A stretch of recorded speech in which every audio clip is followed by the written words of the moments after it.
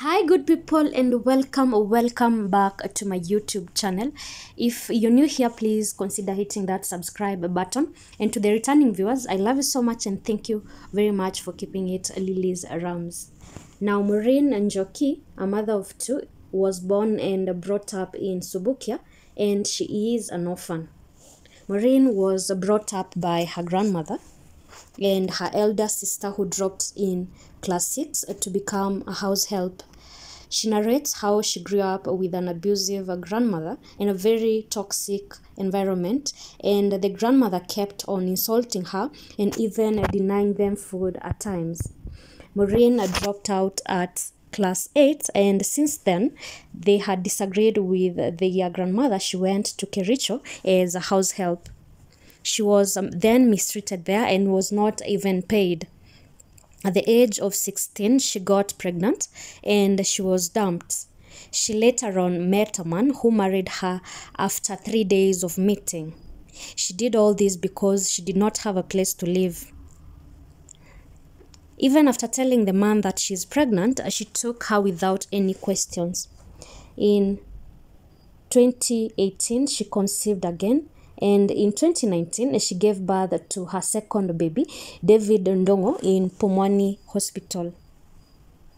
Things were, however, not very easy, and in 2021, things became extremely difficult, and she resolved to go to Saudi Arabia. Her firstborn's teacher helped her process her documents, and eventually she was able to go to Saudi Arabia. Now, the teacher had a very good relationship with her firstborn baby, Peter, and she even was giving her the baby food when the baby lacked.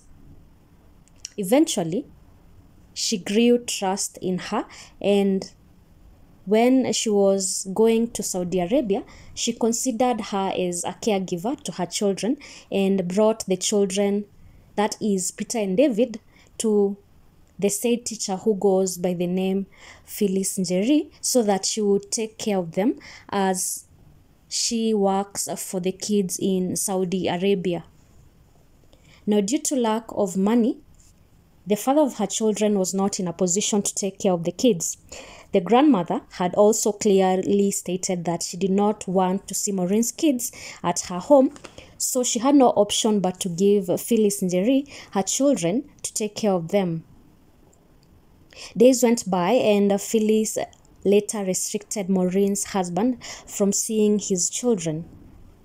Phyllis even stopped communicating with Maureen, and she did not even send photos of the children as they had agreed earlier with Maureen.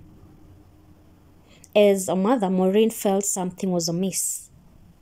On that fateful day, it dawned on her that her last-born child, David, had been killed. David was killed in front of his brother Peter, and the caretaker later on told Peter to wipe the blood on the floor and not to tell anyone. She later threatened the boy and told him that if he disclosed anything, then she would have killed him like she did to the brother. The caretaker also conspired with the killer, who is Phyllis Njeri, and threatened the boy and told him to leave it a secret and not even tell the father, who would later come in the day to pick him for his graduation.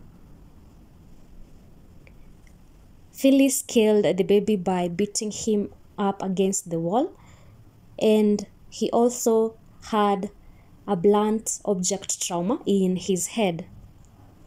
She later covered the baby's body and took him to Mama Lucy Hospital. Now, the kin of Maureen went to Mama Lucy Hospital to look for their kid, and they found him lying in the morgue with very ugly injuries.